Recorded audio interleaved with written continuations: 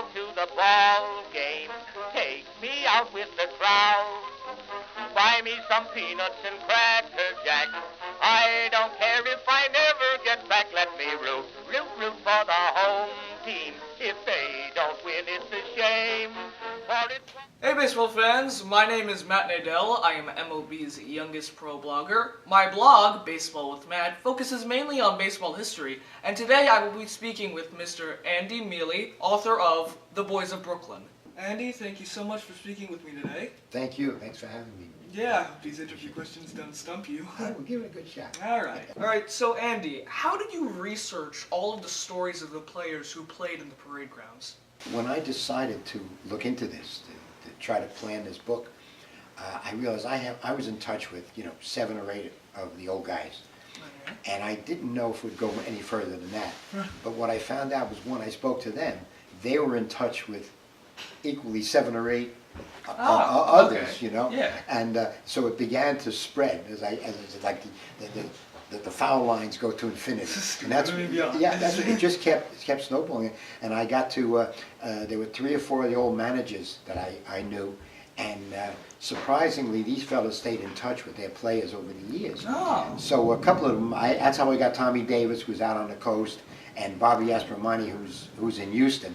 And I interviewed them by phone, so which I wouldn't have been able to reach them, without that. But that's how it happened, and it just kept growing and growing. Yeah, like the domino effect. Exactly, and that's how I figured I had something here because I was able to reach so many. I interviewed about 95 guys directly, and then there's maybe another 15 or 20 who had either passed on or I didn't have any touch with, but I recalled, and it's pretty interesting. I had a friend of mine who's a terrific pitcher, Carl Hottinger, and I had him in the book. He's out down in Jersey, and I spoke to him on the phone. Hey, Carl, I'm doing this book, and we talked and everything else, and I wrote a lot of things about him because he was terrific, and I played behind him for several years.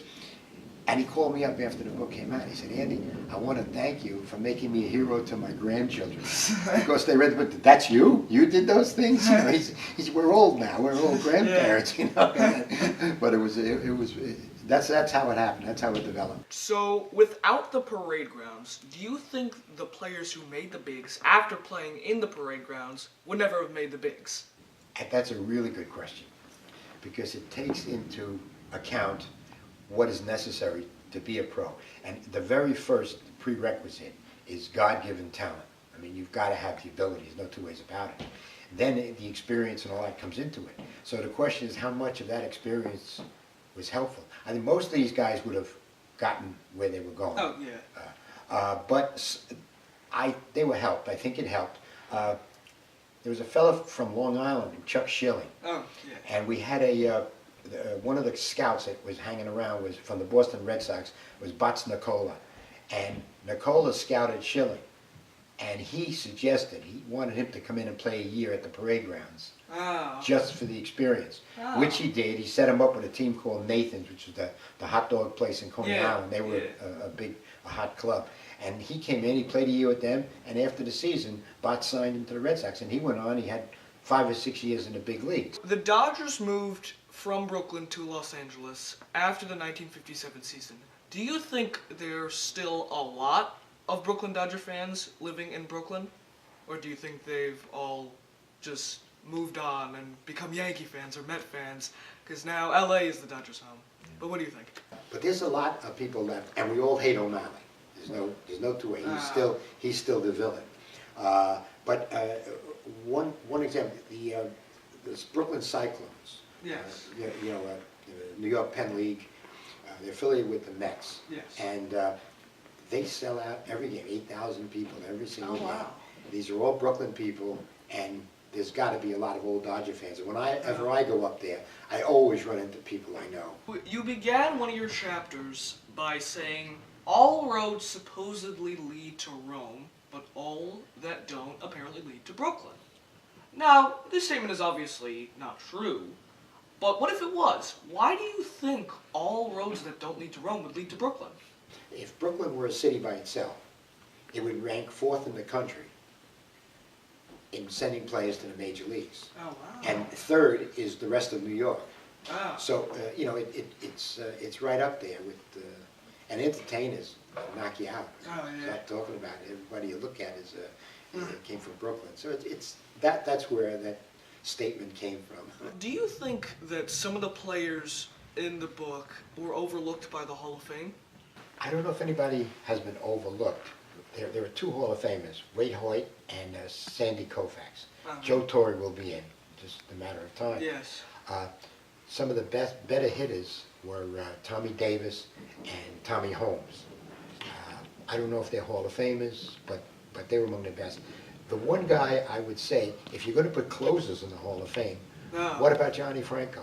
Johnny Franco, I think he's got the most saves for a left-hander, and he ranks about 4th all time.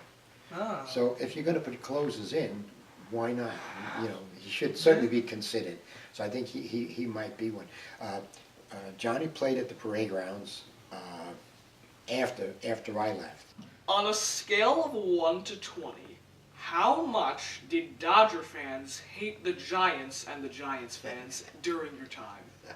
Scale of 1 to 20. Yes. 20 being the worst. Yes. 20. Now, what? It was a New York writer not too long ago wrote that next to the Giants and the Dodgers, the Yankees and the Red Sox are a tea party. Because it was you have to remember, it never happened before. There were two teams in the same league in the same city. Yeah, never happened. Yeah, never happened. So they played 22 times. Oh, wow, really? A year, yeah. Today it's only 18.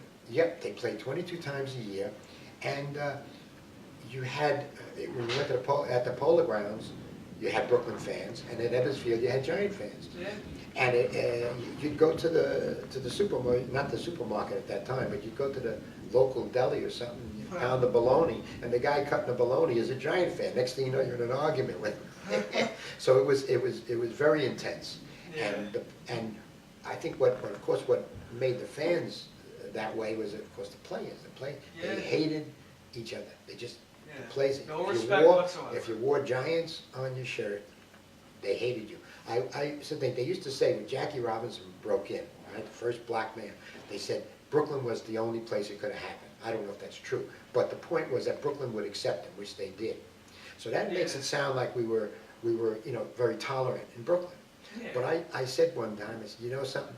If Jackie Robinson had broken in with the Giants, we would have hated him, and then we would have been bigots instead of being tolerant, because it was what they wore on their shirt, and it was, and I'll tell you, when Bobby Thompson hit the home run, you know, something like that was just, it was devastating. Everyone was Devastating. crying, nothing bad. Devastating. Everything bad. I had a neighbor next door, 3 people, a couple, and they had one son, and he was a ball player too, he was a friend of mine, and the 3 of them were big Dodger fans, but the mother, the wife, Rose, she was better than any of us. And I remember when Bobby Thompson hit the home run, I came out of the house on the porch, and she's sitting there crying. I mean crying. Oh, wow. Oh, Andy, those stinking Giants. And then in '55, when they won the World Series, she's crying again. Oh, Andy, those bums finally won it all. It was an emotional experience for all of us in those days. Now, what inspired you to write this book, The Boys of Brooklyn? Well, there was one writer, a fellow named Bob McGee, wrote a book called The Greatest Ballpark Ever. Oh, okay. It's Ebbets Field, but it's a history of the Dodgers. Oh, okay. And Bob was born 53, 54, something like that, so he missed all that. Oh, So okay. they gave us a topic. My topic was growing up in Brooklyn and rooting for the Dodgers. So I talked all about the parade grounds and playing ball and how we were Dodger rooters and what it was like when we were kids and all that.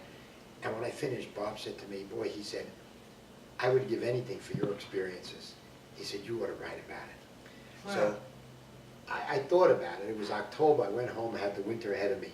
I sat down and that's when I started contacting some of these other fellows and started wondering if there was a book here. But that's where it all came from. I owe it to Bob. I told him, I said, oh, if it wasn't for you, this wouldn't be here.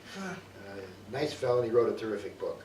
Oh, okay. Yeah, but that's where it really came from. That was the genesis of it. Andy, thank you so much for speaking with me today. It has been an honor. Make sure you check out Andy's book, The Boys of Brooklyn. Check out some of my future stuff. Go to baseballwithmatt.blogspot.com or baseballwithmatt.mlblogs.com.